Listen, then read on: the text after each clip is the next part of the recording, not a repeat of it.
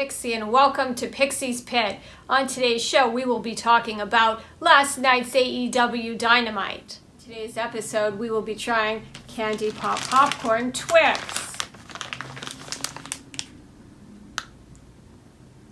And let's see what Mr. Pumpkin has in store for us today. Twix Ghosts. And Sour Patch Kids Zombies. Okay.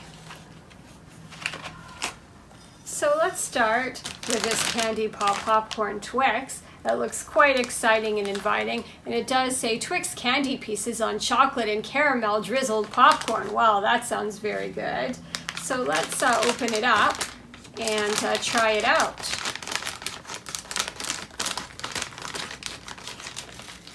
I can smell it right away as soon as I opened it there.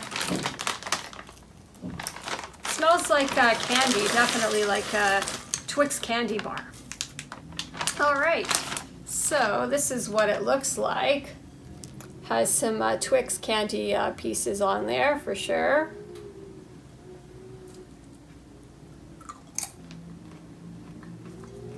Bit of chocolate drizzle there on the popcorn pieces.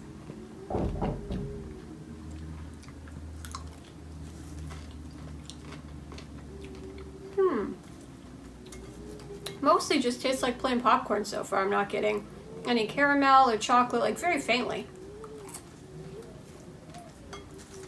Let's go for the really coated pieces.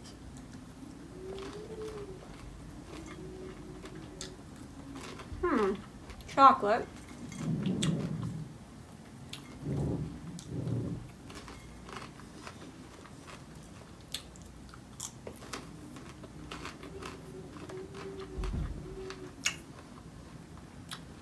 That one. It is really good. Most of the pieces are not that coated. So most of them just taste like a fluffy, nice popcorn. But then when you get a really nice chocolate drizzle, it's really nice. And when you get a chocolate drizzle with caramel, it's even better. Unfortunately, the caramel and the chocolate drizzling isn't tons and really coated and really evenly distributed. I do like it, and when you get a really coated piece, it's magnificent. I'm going to give it a 7 out of 10 horns in the air. All right, we have our Twix Ghosts. So here they are for Halloween. One's red, one's white on the package, and it says caramel. So let's open these up and see what they look like. Are they both the same, I wonder? Yeah, they both are the same. They have these really evil faces. It's hard to tell because it's shaped like an egg, but then the face is kind of here and it swoops around. So I think it's going to be too difficult to see, but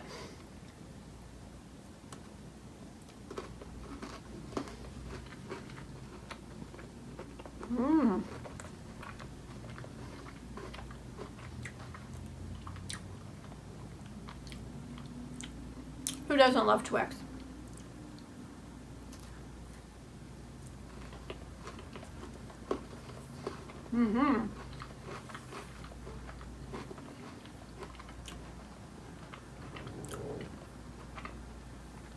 Chewy. I think Twix is an insanely good chocolate bar because you get a bit of a crispy layer, you get caramel, you get kind of like a cookie thing happening in chocolate. It's everything you could possibly want in a chocolate bar.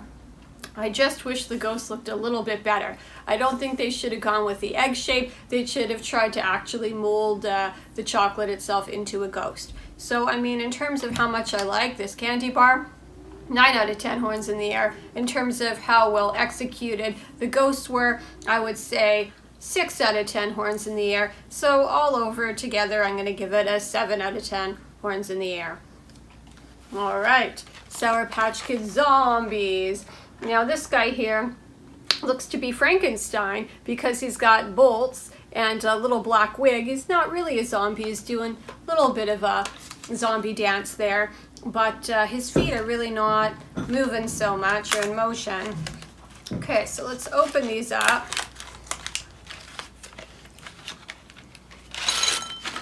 And these are supposed to be raspberry and orange. So they've given you these spooky flavors.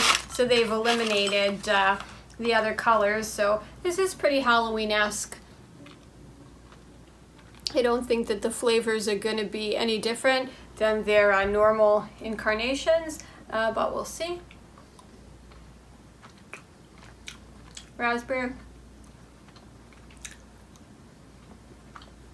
Orange. That's a really good orange. I would say I do like the Sour Patch Kids concept that they eliminated the other colors and went with the spooky ones. But in all honesty, I have to say the shapes could have been modified a bit for Halloween. They just kind of look like standard Sour Patch Kids. Gonna give it a 7 out of 10 horns in the air. The show opened with Kenny Omega, the Cleaner, with Michael Nakazawa versus the Dark Order's Allen Angels. Angels wasted no time with a shotgun dropkick. Omega chopped and kicked Angels. Angels used a leg lariat following an Irish whip. Omega used the Kotaro Crusher, but missed the V-trigger. Angels capitalized with the Tope Suicida to the outside. Omega sent Angels flying into the ring apron. Angels delivered a moonsault and then a crossbody for a 2 count. Omega blocked a frog splash attempt with his knees, then delivered a buckle bomb for a near fall. Angels avoided a snapdragon suplex, but got caught by the V-trigger. Omega delivered 2 more V-triggers for the win. As the match ended, Omega told Nakazawa to get him a steel chair. Omega was just about to use the one-winged angel on Angels on a steel chair, but Hangman Adam Page hit the ring. Omega was about to use the chair on Page, but Angels disarmed him. Page missed a buckshot lariat as Omega made his escape. Page tells Omega he's got 10 days to keep the belt. Adam Cole was backstage with the Super Clique, telling Marvez that he was going to remind everyone how tough the Super Clique are. Christian Cage approaches, and Matt Jackson says it's stupid because there's 3 of them and 1 of him. Luchasaurus sidles up behind Matt and puts his hand on his shoulder. The Super Clique cheap shot Christian and Luchasaurus and they brawl out into the arena. Luchasaurus gets thrown into the barricade. Jungle Boy comes out to even out the odds. Jungle Boy takes flight and jumps off the stage onto the Super Clique. Christian spears Matt and was about to deliver the kill switch, but Nick super kicked Christian. Nick Jackson was chokeslammed onto Adam Cole by Luchasaurus. Jungle Boy put Adam Cole, bay, in the snare trap. Christian placed an unconscious Cole's head onto a steel chair. Christian used a second chair and smashed Cole's head. I believe the correct terminology for this is the concerto.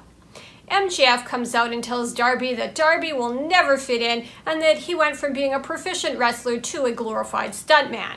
As Darby comes through the crowd toward MJF, MJF tries to escape up the ramp but is stopped by Sting and his followers clad in black. Wardlow and Spears try to take on Sting and his followers. MJF backs up right into Darby. They brawl through the crowd. Darby takes a running start from the aisle and clotheslines MJF over the barricade. Next was Cody Rhodes versus Andrade El Idolo. Early on in the match, Andrade tries a dropkick, but Cody delivered a dropkick of his own. Cody tried a Cody cutter, but Andrade pushed Cody out of the ring and delivered a chop block. Cody delivered 2 lariats and a power slam. Cody tried for crossroads, but Andrade suplexed him 3 times into the turnbuckle. Andrade got a 2 count with double running knees. Cody was able to avoid a split-legged moonsault. Andrade countered Cody's figure 4 with his own figure 4. Jose tried to interfere, but Arn pulled him off the ring apron. Cody tried for a tope suicida, but once outside the ring, FTR rolled out from under the ring, hit Cody with their tag team titles, and rolled back under the ring. Andrade dragged Cody into the ring, spiked Cody on his head, and pinned him for the win. After the match, Andrade and FTR attack Cody, Arn shoved Tully, and the Lucha Brothers made the save.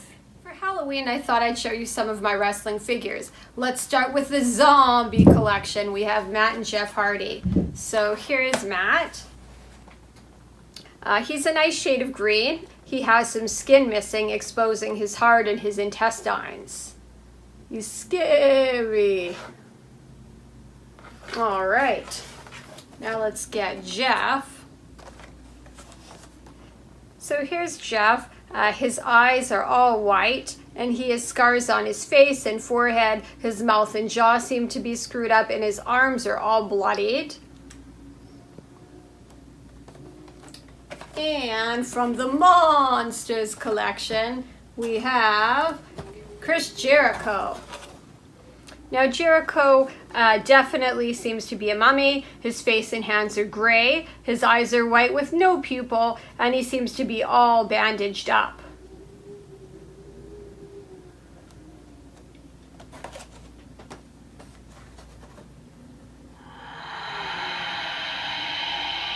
Thank you so much for watching. Please like and subscribe because we're trying to build a cool community, and goodbye and good night.